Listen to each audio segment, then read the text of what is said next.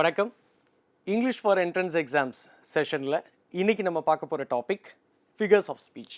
Figures of speech அப்படிங்கிற இந்த டாப்பிக்கை நம்மளுடைய டீச்சர்ஸ் நம்மக்கிட்ட சில நேரம் லிட்ரரி டிவைசஸ்ன்னு யூஸ் பண்ணியிருந்திருக்கலாம், சில நேரங்கள் ஃபிகர்ஸ் ஆஃப் ஸ்பீச்னு சொல்லியிருக்கலாம், பொயட்டிக் டிவைசஸ் அப்படின்ட்டு வேறு வேறு வார்த்தைகள் வச்சு சொல்லியிருப்பாங்க. நம்மளில் பலருக்கு இந்த கன்ஃபியூஷன்ஸ் வரலாம். லிட்ரரி டிவைஸும் ஃபிகர்ஸ் ஆஃப் ஸ்பீச்சும் ஒன்றா இல்லை வேறு வேறையா, இல்லை அது ரெண்டுக்கும் கொஞ்சம் வித்தியாசம் இருக்குதா இல்லையா அப்படிங்கிற இந்த கன்ஃபியூஷன்ஸ் எல்லாம் சிலருக்கு வந்திருக்கலாம். எல்லா ஃபிகர்ஸ் ஆஃப் ஸ்பீச்சுமே லிட்ரரி டிவைஸ் தான், ஆனால் எல்லா லிட்ரரி டிவைஸும் ஃபிகர்ஸ் ஆஃப் ஸ்பீச் இல்லை. இந்த கிளாரிட்டி உங்களுக்கு முதல்ல தெரிஞ்சிருக்கணும். லிட்ரரி டிவைசஸில் ஃபிகர்ஸ் ஆஃப் ஸ்பீச்சும் அடங்கும். இந்த லிட்ரரி டிவைசஸில் நரேட்டிவ் ஃபார்ம்ஸ், நரேட்டிவ் டெக்னிக்ஸ் இது எல்லாமே லிட்ரரி டிவைசஸில் வரும். ஆனால் ஃபிகர்ஸ் ஆஃப் ஸ்பீச் அப்படின்ட்டு நம்ம பர்டிகுலராக பார்க்கும்போது த ஸ்டைல் ஆஃப் ரைட்டிங், அதாவது வெறுமனே ஒரு வார்த்தையை சொல்லாமல் அதை அழகேற்றி அதற்கு மெருகேற்றி அதை ஒரு ஒரு ஒரு நடை அதோடைய நடையவே மாற்றி, அதாவது ஃபார் எக்ஸாம்பிள் விண்ணை தாண்டி வருவாயா அப்படிங்கிற ஒரு டைட்டில் இருக்குது. இப்போ விண்ணை தாண்டி வருவாயா அப்படிங்கிறது என்ன, லிட்ரல் மீனிங் என்ன, விண்ணை போய் எல்லாம் வானத்தை தாண்டி வர்றது அப்படிங்கிறது அர்த்தம் இல்லை. ஒருவேளை அந்த வர சொல்கிறவங்களுக்கு மலை போல் நிறைய கஷ்டங்கள் இருக்கலாம், நிறைய தடைகள் இருக்கலாம், அதையெல்லாம் தாண்டி நீ வருவாயா அப்படிங்கிற மாதிரியான ஒரு அர்த்தம் தான் இங்கே நம்ம புரிஞ்சுக்கணும். இது மாதிரி சொல்லக்கூடிய அந்த வார்த்தையில் நமக்கு இன்னும் அதை அழகாக அதற்கான அந்த கவிதை நயத்தை மேம்படுத்தி சொல்கிறதுக்கு தான் நமக்கு இந்த ஃபிகர்ஸ் ஆஃப் ஸ்பீச் எல்லாமே கொடுக்கப்படுகிறது. நம்மளுடைய பாடத்தில் 9th 10th 11th 12th இதில் எல்லாத்துலேயுமே நிறைய ஃபிகர்ஸ் ஆஃப் ஸ்பீச் நம்ம படிச்சிருப்போம். இங்கே நம்ம பார்ட் 1, பார்ட் 2, பார்ட் 3 அப்படின்ட்டு பார்ட் பை பார்ட்டாக கொஞ்சம் கொஞ்சமாக படிக்கலாம். அதாவது ஒரு 6 ஃபிகர்ஸ் ஆஃப் ஸ்பீச் ஒரு பார்ட்டில் இருக்கும். அதே மாதிரி மற்ற வீடியோஸில் அதே மாதிரியான ஃபிகர்ஸ் ஆஃப் ஸ்பீச் இதுவரை நீங்கள் படித்தது, அடிஷ்னலாக நீங்கள் படிக்க வேண்டியது எல்லாமே உங்களுக்கு சொல்லப்படும். சொல்ல போகிற இந்த ஃபிகர்ஸ் ஆஃப் ஸ்பீச் உங்களுக்கு ஏற்கனவே தெரிந்திருந்தால் அதோடைய அர்த்தத்தை இன்னும் தெளிவாக தெரிஞ்சுக்கோங்க, அதை ப்ராக்டிஸ் பண்ணுங்கள். தெரியலை அப்படின்னா அதை நோட் பண்ணி அதற்கான எக்ஸாம்பிள்ஸை நீங்களே எழுதி பாருங்கள்.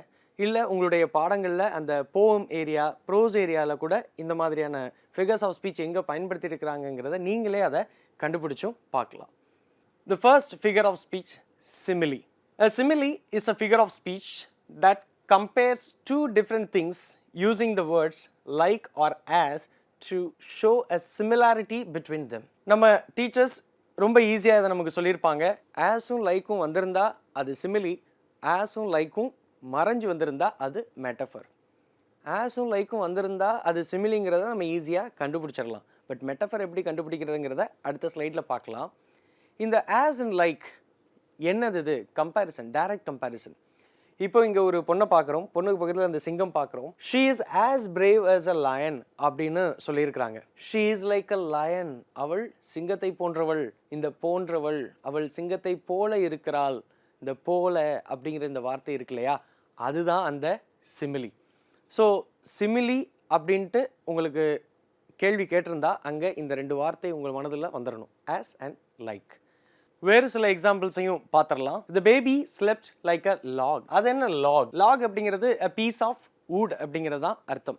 ஒரு மரக்கட்டை, வெட்டி வச்சிருக்கிற மரக்கட்டை எப்படி அதை வச்சா அது நகராமல் அப்படியே ஒரு ஆடாமல் அசையாமல் அப்படி இருக்குமோ, அதை போல் ஒரு குழந்தை உறங்கி கொண்டு இருக்கிறது அப்படிங்கிறது தான் இங்கே சொல்ல வர்றாங்க. அதை தான் இந்த படத்துலையும் நம்ம பார்க்குறோம். இப்போது அதை போல இந்த அசையாமல் இருக்கும் அந்த மரக்கட்டையை போல இந்த குழந்தையின் உறக்கம் இருக்கிறது அப்படிங்கிறத நம்ம இங்கே பார்க்குறோம். He runs like the wind, காற்றை போல அவன் ஓடுகிறான். அடுத்து his smile is like sunshine, எப்படி சூரிய உதயம் ரொம்ப பிரகாசமாக அழகாக வருதோ அதே போல் இருக்கிறது இவருடைய சிரிப்பு அப்படிங்கிறதா இங்கே சொல்லப்பட்டிருக்கிறது. இதுதான் சிமிலி. இந்த இடத்துல நம்ம ஒரு விஷயத்தை நோட் பண்ணியிருக்கணும். இதுவரையும் சிமிலி அப்படிங்கிற வார்த்தையை கேட்டிருப்போம். ஒருவேளை நாமே அது ஒரு ஃபில் இன் த பிளாங்க்ஸில் இது என்ன ஃபிகர்ஸ் ஆஃப் ஸ்பீச்னு கேட்குற மாதிரி ஒரு 1 வேர்டு கொஷின் வருது அப்படின்னா நம்ம அதற்கான ஸ்பெல்லிங்கை கரெக்டாக எழுதி பழகணும். SIMILE, சிமிலி. இதை நம்முடைய மக்கள் ஸ்மைலுன்னு வாசிக்கிறது உண்டு, ஸ்மைலுன்னு எழுதுறதும் உண்டு. அப்புறம் சிமிலே அந்த LIE அப்படின்ட்டு நம்ம புதுசாக ஒரு ஸ்பெல்லிங் எழுதுறதும் உண்டு. அந்த ஸ்பெல்லிங் மிஸ்டேக்ஸ் எல்லாம் இங்கே கொஞ்சம் அவாய்ட் பண்ணிக்கலாம். தெளிவாக நோட் பண்ணிக்கோங்க, SIMILE, அவ்வளோதான். இதுதான் சிமிலி. That's all. மெட்டஃபர். நான் ஏற்கனவே சொல்லியிருந்தேன், நம்ம டீச்சர் சொல்லி கொடுக்குறப்ப இதுவும் வந்திருந்தா, as soon likeம் வந்திருந்தா அது சிமிலி, பட் as soon likeம் மறைஞ்சு வந்திருந்தா அது மெட்டஃபர் அப்படின்னு சொல்லி கொடுத்துருப்பாங்க.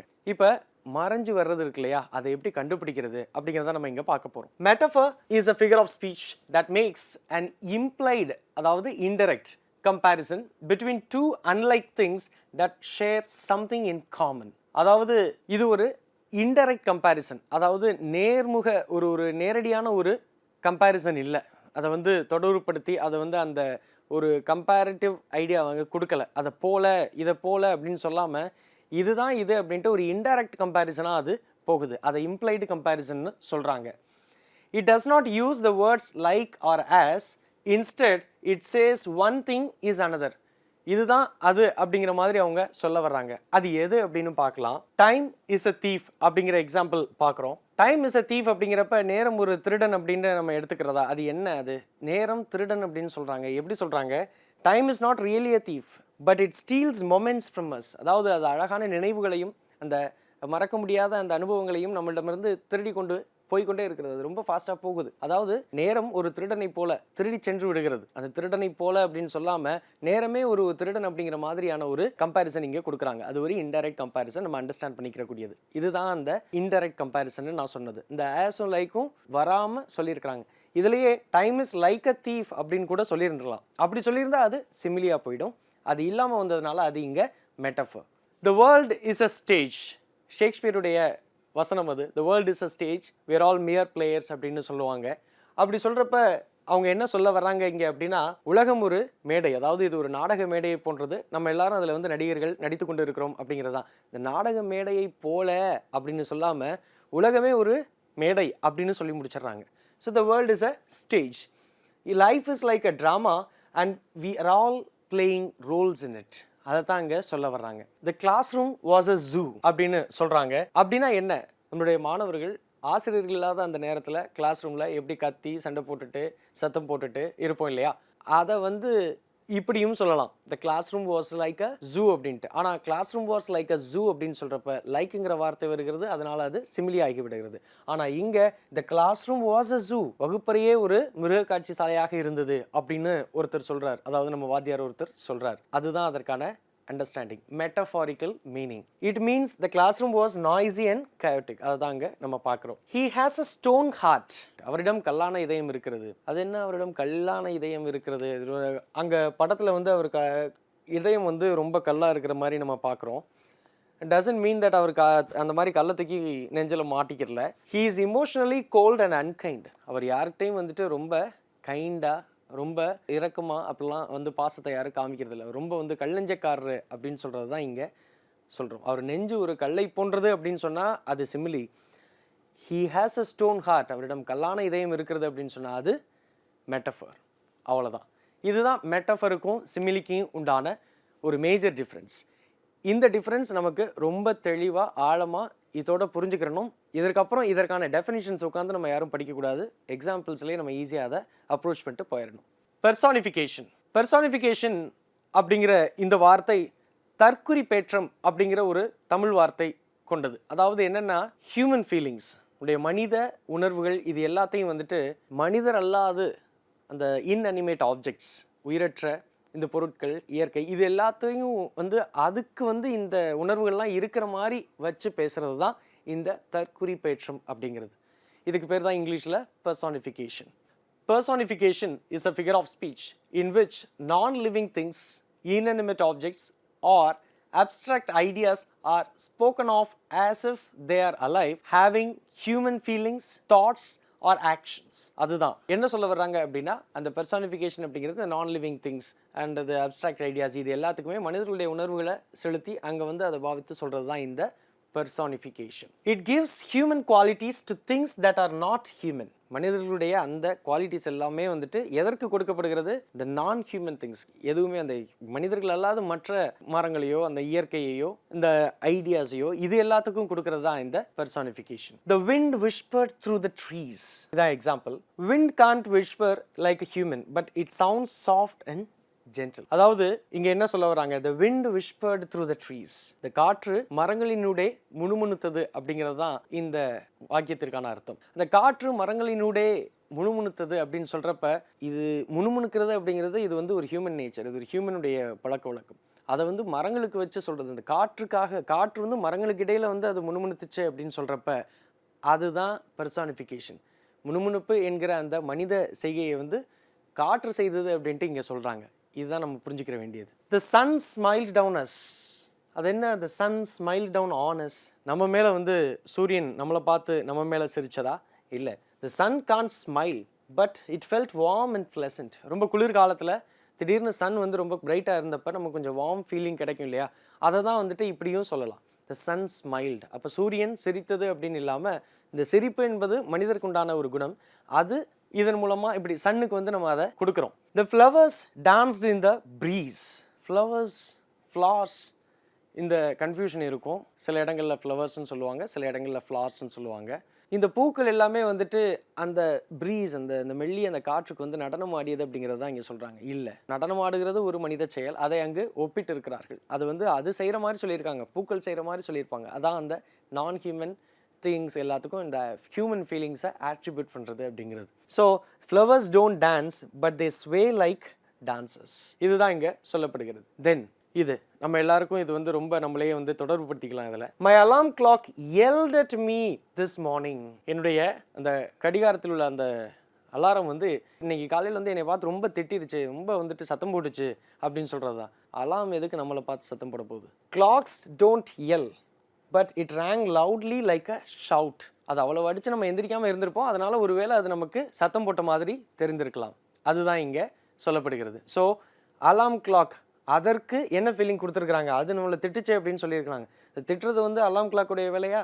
ஹைப்பர்போலி is a figure of speech that uses exaggeration to create a strong effect or to emphasize a point. Hyperbole, இந்த வார்த்தையை நோட் பண்ணிக்கோங்க. ஹைப்பர்போலி அப்படின்னு சொல்லுவாங்க. இந்த ஹைப்பர்போலி அப்படிங்கிறது ஒரு எக்ஸாஜரேட் பண்ணி கொடுக்கக்கூடிய ஒரு ஸ்டேட்மெண்ட். அது என்ன எக்ஸாஜரேஷன்? சில விஷயங்களை நம்ம டீச்சர்ஸ் நம்மக்கிட்ட சொல்கிறப்ப ஒரு தடவை சொல்லுவாங்க, 2 தடவை சொல்லுவாங்க, 3 தடவை சொல்லுவாங்க. அதுக்கப்புறம் உனக்கு 1000 தடவை சொன்னாலும் உனக்கு புரியாதா அப்படின்னு சொல்லுவாங்க. 1000 தடவை சொல்கிறது அப்படிங்கிறது 1000 தடவை அந்த ஒரே மேட்டரை ரிப்பீட் பண்ணுறதுன்னு அர்த்தம் இல்லை. இத்தனை தடவை சொல்லியிருக்கிறேனே அதோடைய இம்பார்ட்டன்ஸ், அதை வந்து ரொம்ப அழுத்தி வலியுறுத்தி சொல்கிறதுக்கு தான் இந்த மாதிரியான வார்த்தைகள் நம்ம டீச்சர்ஸ் பயன்படுத்துவாங்க சம்டைம்ஸ். இந்த மாதிரி உள்ளது தான் இந்த hyperbole. Hyperbole is a figure of speech that uses exaggeration சொல்லியிருக்கிறோம். ஸோ எக்ஸாஜரேஷன் அப்படிங்கிறது அந்த ஸ்டேட்மெண்ட் எல்லாத்துலேயுமே வரும். அதை தான் இங்கே நம்ம பார்க்க போகிறோம். It's not meant to be taken literally. நன்றாக புரிந்து கொள்ள வேண்டும். 1000 தடவை என்பது 1000 தடவைகள் 1லேருந்து 1000 வரையும் கவுண்ட் பண்ணி சொல்கிறது கிடையாது. அப்படி இதை எடுத்துக்கிற கூடாது, லிட்ரல் மீனிங்காக எடுத்துக்கிற கூடாது. As it is, it just makes something sound more dramatic or intense. அதனுடைய ஆழத்தை உணர்த்துகிறது, அவ்வளோதான். I have told you a million times. இப்போ நான் சொன்ன அதே எக்ஸாம்பிள்ஸ் தான். You didn't really say it a million times but many times. அதுதான் இங்கே சொல்ல வர்றாங்க. I hate a mountain of homework. இன்னைக்கு எனக்கு ஹோம்ஒர்க் வந்து மலை போல் இருக்கிறது அப்படின்ட்டு சொல்கிறாங்க. அதாவது ஒரே நேரத்தில் 5 பாடங்கள்லையும் ஹோம்ஒர்க் கொடுப்பாங்க. மாணவர்கள் சொல்கிறது உண்டு, உங்களுக்கு என்ன சார், நீங்கள் ஒரு பாடம் மட்டும் நடத்திட்டு போகிறீங்க, நாங்கள் 5 பாடம் நடத்துகிற வாத்தியார்கள்ட்டையும் படித்து அதை வந்து ஹோம்ஒர்க் எழுதிட்டு வரணும் அப்படின்ட்டு. அப்படி இருக்கிறப்போ அந்த ஸ்டூடெண்ட்ஸ் என்ன சொல்லுவாங்க, மவுண்டன், ரொம்ப மலை போல் எங்களுக்கு குவிந்து கிடக்கிறது இன்றைக்கி ஹோம்ஒர்க் அப்படின்னு சொல்லுவாங்க. த homework wasn't real mountain, it is not a real mountain. உண்மையான மலை அல்ல. அதுபோல் அது அளவுக்கு நிறைய எங்கள்கிட்ட வந்து இன்றைக்கி ஹோம்ஒர்க் இருக்குது அப்படிங்கிறது தான் இங்கே சொல்கிறாங்க. It just felt like too much. This bag weighs a ton. It's a very heavy but not actually. இந்த பேக் பார்த்தீங்கன்னா அந்த குழந்தை தூக்குது, அதில் 1 டன் எழுதியிருக்கு. Doesn't mean that அது 1 டன். ரொம்ப ஹெவியாக இருக்குது அப்படிங்கிறது தான் இப்படியும் சொல்கிறார்கள். எப்படி சினிமா வசனங்களில் சொல்லுவார்களோ அதே மாதிரி தான் இதுவும். இப்போது இந்த மாதிரி எக்ஸாஜரேட் பண்ணி ஒரு ஸ்டேட்மெண்ட் அதோடைய ஆழத்தை ரொம்ப அழகாக சொல்கிறதுக்கு நம்ம பயன்படுத்தக்கூடிய வார்த்தைகள் தான் இந்த எக்ஸாஜரேஷன். ஆனமட்டோபியா. அது என்ன இந்த ஆனமட்டோபியா? ஆனமட்டோபியா அப்படிங்கிறது it is a figure of speech where the word sounds like the noise it describes. அதாவது வார்த்தையே ஒரு சவுண்டாக வரும். அதை தான் இங்கே சொல்ல வராங்க இந்த ஆனமட்டோபியா. அதை எப்படி ப்ரொனவுன்ஸ் பண்ணணும் அப்படின்னா ஆனமட்டோபியா. ஸோ அதுதான் அதோடைய pronunciation onomatopoeia. It helps us hear what's happening through words. வார்த்தைகளிலே வந்துட்டு நமக்கு வந்து அது எப்படி வந்து சத்தம் வரும் அப்படிங்கிற விஷயத்த வார்த்தையிலே நமக்கு வர்ணிக்கக்கூடியது. அதுதான் அந்த onomatopoeia. இந்த வார்த்தையை கவனிங்க, buzz. So the buzz, the bee buzzed near my ear. The bee buzzed. இந்த வண்டு வந்து ரீங்காரமிடுது அப்படின்னு நம்ம கேள்விப்பட்டிருப்போம். அதே மாதிரி இந்த தேனீக்கள் வந்து அந்த கொயின்னு அது அந்த சவுண்ட் பயன்படுத்துது இல்லையா, அந்த சவுண்டு தான் இங்கே சொல்லப்படுகிறது buzzed. இங்கே பாருங்க, மியூ அப்படிங்கிற இந்த வார்த்தை எப்படி பயன்படுத்தப்படுகிறது? இந்த கேட்டு தான் வந்து மியூ அப்படிங்கிற அந்த சவுண்டை நமக்கு ஏற்படுத்தும். அப்போ the cat mewed loudly for food. So mute அப்படிங்கிறது இங்கே ஒரு வேர்பாக பயன்படுத்தியிருக்கிறாங்க. அப்போ மியூட் லவுட்லி அந்த வார்த்தையே வந்து ஒரு சவுண்டாக நமக்கு வருது இல்லையா, அதுதான் அந்த onomatopoeia. Boom, the firework went boom in the sky. Boom, அந்த வார்த்தை நமக்கு வந்து எப்படி கேட்குறது, அதிலே வந்து அந்த வெடிப்பு சத்தம், அந்த ஃபயர் பட்டாசுகள் எப்படி வந்து வெடிக்கும் அப்படிங்கிறத அந்த சத்தமே அந்த வார்த்தையாக வருகிறது தான், அதுதான் இங்கே நமக்கு பார்க்குறோம். Splash, Paul jumped into the pool with a big splash. தண்ணிக்குள்ளே குதிச்சோன்னா அந்த தொப்புன்னு சவுண்டு கேட்கும்னு சொல்லுவாங்க இல்லையா, அந்த ஸ்ப்ளாஷ், அதை தான் அந்த வார்த்தை ஸ்ப்ளாஷ் அப்படிங்கிற வார்த்தை இங்கே வந்து அந்த தண்ணியில் குதிக்கிறப்ப ஏற்படுற அந்த எஃபெக்டை சொல்கிறதுக்கு நம்ம இங்கே பயன்படுத்துகிறோம். இந்த இங்கிலீஷ் ஃபார் என்ட்ரன்ஸ் எக்ஸாம் செஷனில் நம்ம பார்த்த இந்த 5 ஃபிகர்ஸ் ஆஃப் ஸ்பீச்சும் ரொம்ப காமனாக அடிக்கடி நம்ம பயன்படுத்தக்கூடியது. சிமிலி, மெட்டஃபர், பெர்சானிஃபிகேஷன், ஹைப்பர்போலி, onomatopoeia. இந்த 5ம் அடிக்கடி நம்மளுடைய CUET தேர்வுகளில் கேட்கப்படுகிற ஒரு கேள்வி. அதற்கான புரிதல் இருக்கணும் அப்படிங்கிறதுக்கு தான் இது என்ன அப்படிங்கிற இந்த விளக்கம். இப்போது இதை படித்து முடித்ததுக்கப்புறம் இதே மாதிரி இந்த 5 ஃபிகர்ஸ் ஆஃப் ஸ்பீச்சை மட்டும் வச்சு உங்களுக்கு கொஸ்டின்ஸ் ஒர்க் ஷீட் கொடுக்கப்படும். அந்த ஒர்க் ஷீட்டை ஃபில் பண்ணுங்கள். இதில் தெளிவாயிருங்க. இதோட படித்து முடிச்சிருங்க. இதற்கப்புறம் வரக்கூடிய அந்த ஃபிகர்ஸ் ஆஃப் ஸ்பீச் எல்லாத்தையும் இதே மாதிரியான அப்ரோச்சில் நம்ம கொண்டு போவோம். இந்த இங்கிலீஷ் ஃபார் என்ட்ரன்ஸ் எக்ஸாம் செஷனுக்காக இளமாறன். நன்றி, வணக்கம்.